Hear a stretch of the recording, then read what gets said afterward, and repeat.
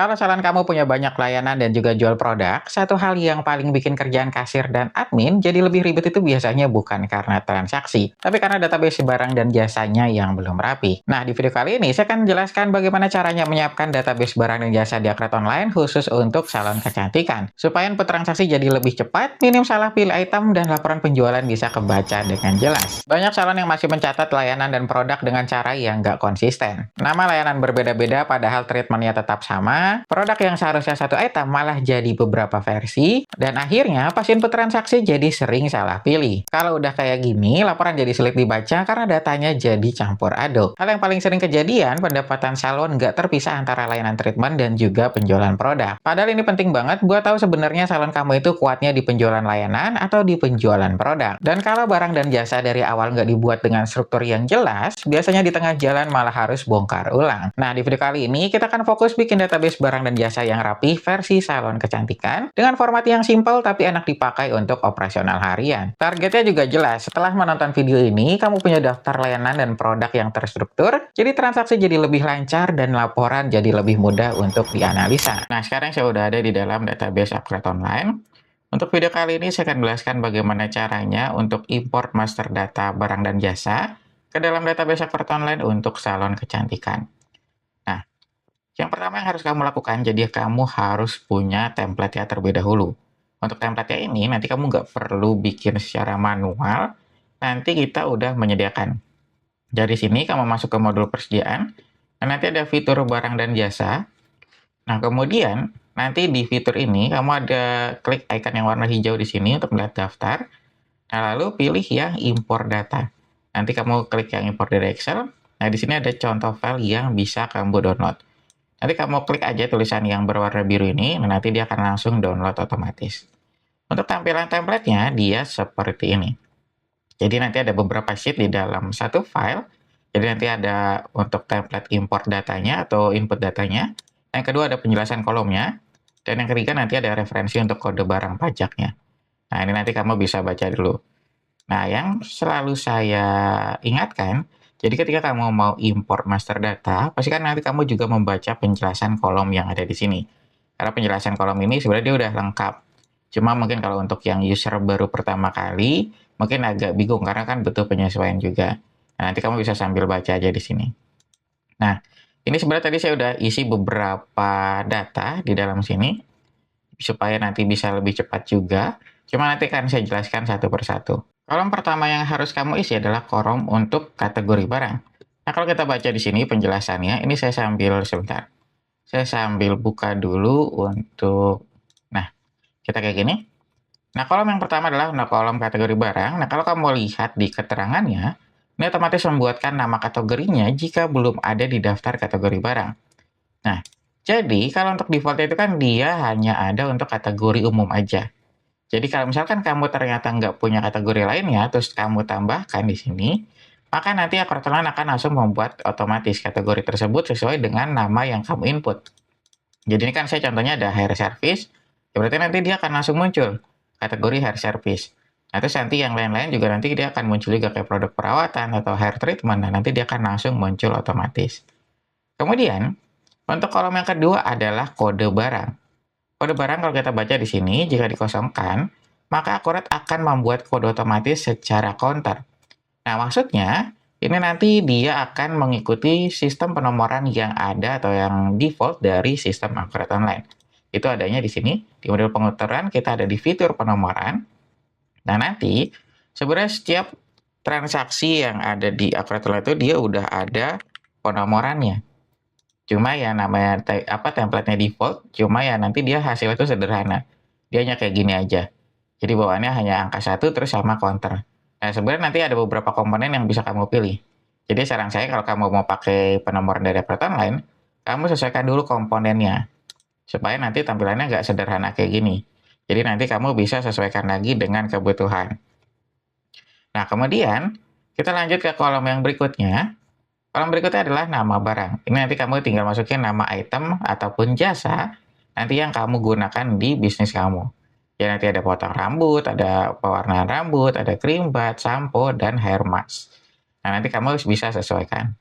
Kemudian kita masuk ke bagian jenis barang.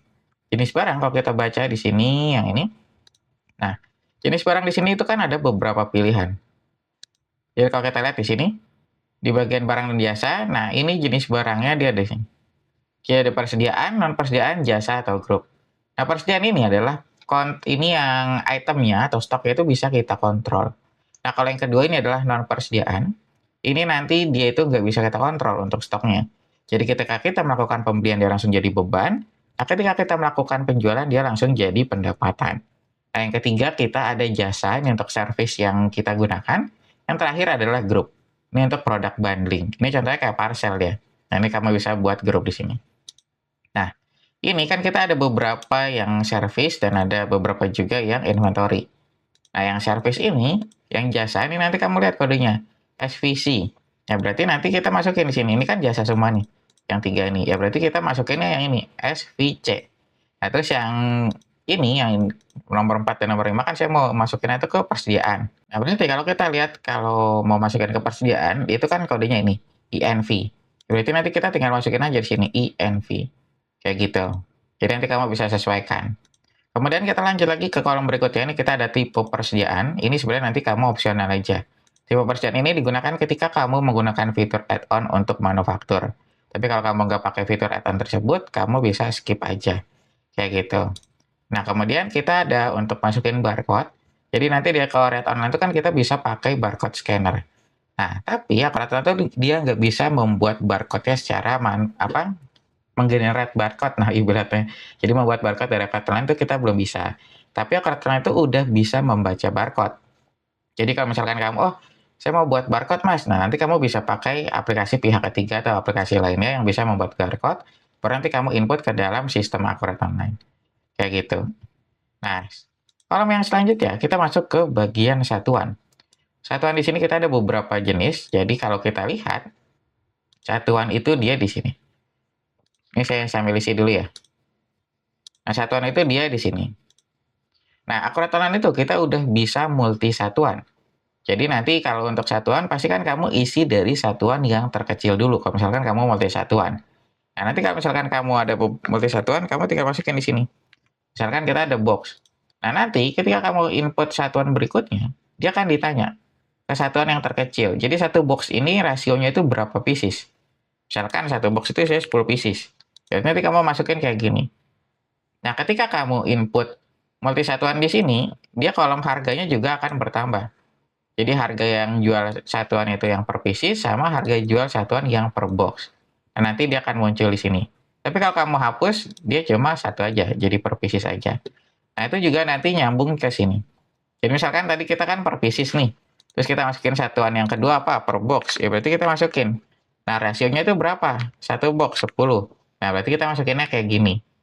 Jadi nanti kamu masukin satuannya berapa, jangan lupa nanti kamu masukin rasionya juga. Karena itu nanti yang akan jadi untuk variabel untuk menghitung satuannya, atau nilai atau kuantitasnya, kayak gitu. Nah, sekarang kita lanjut lagi. Nah, ini tadi nyambung yang tadi ya, ini masukin harga jual satuannya. Nah, dia akan masukin di sini. Jadi kalau kamu multi satuan, nanti kamu juga bisa masukin satuan harga 1, harga 2, harga 3, kayak gitu. Tapi kalau kamu satuannya cuma 1, ya nanti kamu jangan input harganya lebih dari 1, karena dia di sini juga nggak akan muncul nih kolomnya cuma 1 aja munculnya. Kayak gitu. Jadi nanti pastikan kamu sesuaikan dengan kebutuhan. Kemudian kita lanjut lagi, ini kita masuk ke informasi pembelian juga. Informasi pembelian itu dia sama di tab sini. Jadi di sini untuk bagian penjualan dan pembelian itu ada informasi penjualan dan informasi pembelian. Dari sini nanti kamu bisa masukin pemasok utama itu siapa, terus biasanya itu satuan belinya itu apa, harga beli sampai ke batas minimum stok. Nah, nanti kamu bisa lengkapi di sini. Kalau untuk penjelasannya, nanti kamu bisa baca di sini nih. Nah, kayak gini, jadi ada nama pemasok utama, terus nanti ada default satuan saat pembelian, dan lain-lain. Nanti kamu bisa sesuaikan. Sekarang kita lanjut lagi. Nah, ini nanti kamu juga bisa untuk ya, ini kan tadi sampai sini ya, batas minimum stok. Nah, kalau kamu pakai PPN, dia akan muncul kolom tambahan sebenarnya. Dia akan muncul di bawah sini nih harusnya. Cuma tadi saya karena nggak aktifin fitur pajaknya, dia nggak muncul. Nah, nanti kamu bisa masukin nih ada PPN, terus nanti ada PPh-nya. Nah, nanti kamu juga bisa menyesuaikan untuk rasionya, dia untuk rasio untuk perhitungan pajaknya atau PPN-nya kayak gitu. Nah, sekarang kita lanjut lagi. Sekarang kita masuk ke bagian saldo awal. Saldo awal itu masuknya di sini, ke tab yang stok. Nah, kalau kita lihat, kita harus mengisi nih beberapa pilihan. Ini kan tadi kita yang nomor 4 ya. Nah, nanti kita isi di sini nih, nomor 4. Kita masukin untuk saldo awal ya, biar nanti kamu ngelihat juga. Nah, untuk bagian yang pertama, ini adalah kolom untuk cabang saldo. Tapi kalau cabang ini, pokoknya yang ada kata kunci cabang ya, itu nanti kalau kamu isinya tuh kalau kamu menggunakan fitur add-on untuk multi brand. Tapi kalau kamu nggak pakai fitur add-on tersebut, nanti kamu bisa skip aja, nggak jadi masalah. Ini nanti kamu kosongin aja. Karena gunanya tuh nanti untuk fitur add-on tersebut. Tapi kalau kamu nggak pakai, nanti kamu lewatin aja. Nah, ini kan saya mau ngisi untuk saldo awal yang ini nih, yang sampo. Dia yang nomor 5. Nah, nanti kita masukin di sini. Untuk yang gudang saldo awalnya, ini kita sambil baca. Karena yang gudang saldo awalnya ada kata kunci khususnya dia. Nah, kayak gini nih. Jika multi gudang, gudang saldo awal barang itu nama gudang harus sudah ada di dalam database. Beda kayak yang kategori. Kalau kategori kan kalau belum ada, dia otomatis dibuatkan nih. Nah, kalau yang gudang ini, kamu harus ada dulu. Baru kamu bisa masukin di template Excel ini. Untuk bawaannya, si gudang ini dia hanya ada satu aja sebenarnya. Nah, nanti kita contohnya kita buat lagi. Nah, ini kan bawaannya dia hanya ada gudang utama. Contoh kita mau tambahin lagi. Gudang Bekasi contohnya. Nah, nanti di sini kalau kamu udah tambahin, baru di template Excel kita bisa masukin gudang Bekasi. Nah, kayak gini. Kalau kamu belum nambah di database, ketika kamu masukin gudang Bekasi di Excel-nya, dia otomatis akan menolak. Karena tadi kata kuncinya. Nah, katanya nih, nama gudang harus sudah ada di dalam database. Jadi pastikan gudangnya itu harus sudah ada dulu. Baru nanti kamu input.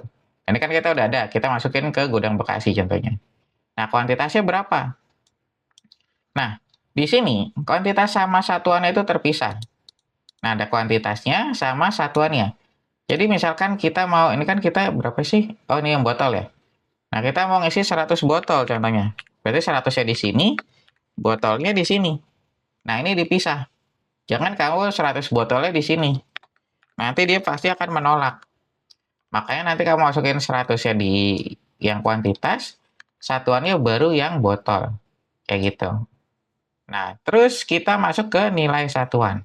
Nilai satuannya itu berapa? Nah, ini bukan nilai secara total ya. Jadi benar-benar nilai harga satuannya itu berapa.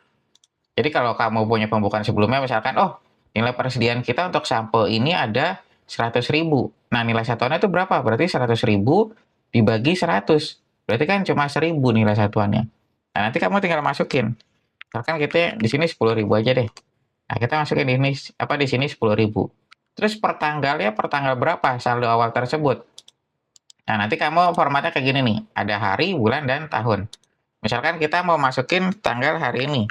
07 pakai garis miring 03 2026. Nah, nanti kita bisa masukin kayak gini. Nah, sekarang kita lanjut lagi. Ini kan kita udah nih untuk bagian yang saldo awalnya ya. Ini kita udah isi semua, gudang, kuantitas deh. Kemudian kita masuk ke karakter. Ini adalah kolom tambahan sebenarnya. Jadi di Akurat Online itu, ini kan kita sebenarnya kan di Akurat Online udah menyediakan nih beberapa kolom nih yang bisa kamu input. Nah, ternyata kamu butuh kolom tambahan untuk memunculkan informasi yang lainnya. Nah, Akurat Online itu sebenarnya udah menyiapkan nih untuk kolom tambahan. Nah, dia ada di sini nih. Nah, di sini nanti kamu ada tipe yang karakternya, terus ada tipe angka sama yang tipe tanggal. Nah, Akurat Online juga udah nyiapin nih, di template Excel juga udah nyiapin. Jika kamu pakai atribut atau kolom tambahan. Tapi misalkan kamu nggak pakai, kamu bisa lewatin aja, nggak jadi masalah. Nah, terus ini kan kita ada bagian persediaan nih. Ini untuk akun perkiraan ya, maaf. Jadi nanti kamu bisa tentukan di sini. Ini kan nanti kamu bisa mapping. Jadi misalkan nanti untuk akun persediaan itu kemana, terus ketika penjualan dia masuk kemana, terus nanti ketika HPP atau beban pokok penjualan itu dia masuk kemana. Dan nanti kamu bisa isi di sini. Nah, untuk akun perkiraan di sini, nanti kamu isinya itu hanya kode akunnya aja. Kita itu ada, nah di sini. Jadi dia penjelasan yang ke bawahnya ini dia sama semua sebenarnya. Nah, dia dari sini nih.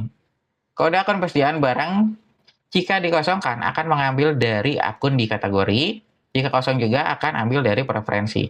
Nah, kalau kamu kosongin, dia akan mengikuti dari sini. Jadi akun telan itu udah mapping otomatis sebenarnya untuk akun pergerakannya. Nah, nanti dia template itu kayak gini. Cuma nanti kalau kamu misal pisahin nih, oh saya mau penjualannya itu masuk kemana, ini kan kayak kemarin saya masukin ya. Nah, ini kita contoh pendapatan. Nah, misalkan kita mau pendapatan sampo nih. Nah, kita mau pisahin pendapatan sampo. Sebentar, kita lihat dulu pendapatan. Nah, udah oke. Kita masukin ke sini. Sampo itu kita nomor 5, betul. Nah, kita masukin ke sini, ke penjualan. Nah, kita masukin kodenya aja, contohnya. Nah, berarti kita masukin di sini nih, RV yang 002. Nah, terus kita masukin lagi yang selain sampo, tadi kan kita ada yang masker rambut. Masker rambut itu yang RV 002. Kita di bawahnya. Udah benar belum? Nah, ada benar. Nah, dia kayak gini. Nah, jadi kalau kita mapping kayak gini, berarti ketika kita melakukan penjualan sampo, dia akan masuk ke akun pendapatan untuk yang sampo. Nah, terus ketika kita melakukan penjualan masker rambut, dia akan masuk ke pendapatan masker rambut. Kayak gitu dia mappingnya. Nah, nanti kamu tinggal sesuaikan aja akun-akun yang lainnya. Nah, kemudian kita akan masuk ke kolom yang merek barang, terus nanti kita bisa masukin juga untuk nomor seri, terus nanti ada kadaluarsa, itu juga kita bisa masukin di sini. Jadi nanti kan kita bisa masukin di sini, sebenarnya kita ada fitur untuk kadaluarsa di sini. Nah, jadi nanti kita bisa cek, nanti kamu bisa masukin nomor uniknya atau kita masukin nomor produksinya. Tapi kalau kamu nggak pakai, kamu bisa lewatin aja. Nah, yang terakhir ini nanti ada untuk informasi lainnya dan dimensi aja dia. Nanti kamu bisa sesuaikan dengan kebutuhan. Nah, contohnya kita udah nih, kita mau simpan, terus kita tinggal import. Ini saya close dulu sebentar. Nah, ketika kamu import, dia masuknya sama kayak tadi. Kita masuk ke modul persediaan, ke fitur barang dan jasa, kemudian kita masuk ke sini, akan warna hijau, terus kita klik import dari Excel. Nah, di sini kita tinggal pilih aja file yang mau kita upload. Nah, tadi kan barang dan jasa ya. Kita unggah. Nah, nanti dia akan langsung membaca kolomnya masing-masing. Nah, ini dia langsung otomatis ya, karena dia bawaan dari Akurat kan ya. Jadi dia langsung sesuaiin kolomnya otomatis. Kita lanjutkan. Nah, kalau kita lihat, dia akan langsung masuk nih, sesuai tadi data yang kita input. Nah, kita tinggal lanjutkan. Nah, ini untuk proses mengimpor data. Nah, untuk lamanya di sini nanti tergantung dari jumlah data yang kamu import. Semakin banyak, dia akan semakin lama juga. Nah, sekarang kita udah masuk nih. Nah, tadi kan kita masukin yang sampo nih. Kita udah berhasil. Nah, sampo kalau kita cek, dia udah sesuai. Sampo, terus ini kategorinya. Nah, kalau kita lihat kategorinya, dia jadi sama nih. Ada hair service, hair treatment, produk, perawatan, dan umum. Umum itu bawaan ya tadi. Nah, terus ada kode barangnya udah sesuai, satuannya juga botol. Nah, harga penjualannya juga udah sesuai nih. Kayak gitu, dia udah langsung menyesuaikan. Untuk stoknya, tadi kita udah sesuai juga. Kita ada yang stoknya itu 100, terus kita satuannya botol. Biar satuannya 10.000 ada di gudang Bekasi. Nah, kalau kita lihat gudangnya, nah, jadi stok sampo ini di gudang Bekasi ada 100, di gudang utama ada 0. Dia cara ngebacanya kayak gitu. Nah, terus kita lihat di pendapatan di akunnya juga nih. Nah, ketika kita melakukan penjualan, dia akan langsung masuk ke pendapatan sampo. Coba kalau kita lihat di akun yang tadi kan satu lagi nih, Hermas, nah dia akan masuk ke pendapatan masker rambut. Nah, kalau kita lihat yang tadi nggak kita atur, dia akan langsung masuk ke penjualan biasa aja. Jadi itu bedanya, nanti kita bisa mapping. Nah, nanti hasil akhirnya, ketika kita melakukan penjualan, otomatis kan nanti kita akan menghasilkan atau mendapatkan laporan laba rugi. Nah, laporan laba rugi ini nanti akan semakin detail, karena kita udah menyesuaikan nih akunnya. Nah, kita lihat nanti dia tampilannya tuh kelihatan kayak gini. Oh, ternyata pendapatan kita bulan ini ada 100 juta contohnya. Nah, nanti itu terdiri dari apa? Pendapatan sampo, pendapatan masker, nanti ada pendapatan jasa. Itu nanti kelihatan dari situ. Nah, nanti hasilnya, jadi kamu bisa analisa lebih dalam lagi. Jadi nanti kamu bisa lihat, oh ternyata penghasilan saya segini itu dari apa aja komposisinya. Nanti kamu bisa cek dari situ. Nah, itu nanti yang kamu bisa olah lagi atau nanti kamu bisa pakai data tersebut untuk strategi di bisnis kamu yang selanjutnya. Kayak gitu. Jadi nanti strategi kamu itu menggunakan data yang lebih akurat. Nah, mungkin sampai sini aja penjelasan yang bisa saya sampaikan mengenai cara import master data barang dan jasa ke dalam database Akurat Online untuk salon kecantikan. Jika kamu ada pertanyaan lainnya, kamu bisa langsung tulis aja di kolom komentar, atau nanti kamu bisa langsung DM aja ke akun Instagram saya. Nah, kalau database barang dan jasa sudah disiapkan dengan rapi, biasanya efeknya langsung terasa di operasional. Tim kamu jadi lebih cepat saat input transaksi karena pilihan itemnya jelas, konsisten, dan nggak bikin bingung. Kalau kamu pengen proses setup akurat online di salon kamu jadi lebih rapih dan lebih cepat, kamu bisa ambil jasa training akurat bareng saya dan juga tim trainer. Di training ini, kamu nggak cuma dibantu untuk memahami cara input barang dan jasa, tapi juga diarahkan supaya struktur datanya sesuai dengan alur operasional yang ada di salonmu. Kalau kamu tertarik, kamu bisa langsung hubungi saya untuk info jadwal training dan detail dari programnya.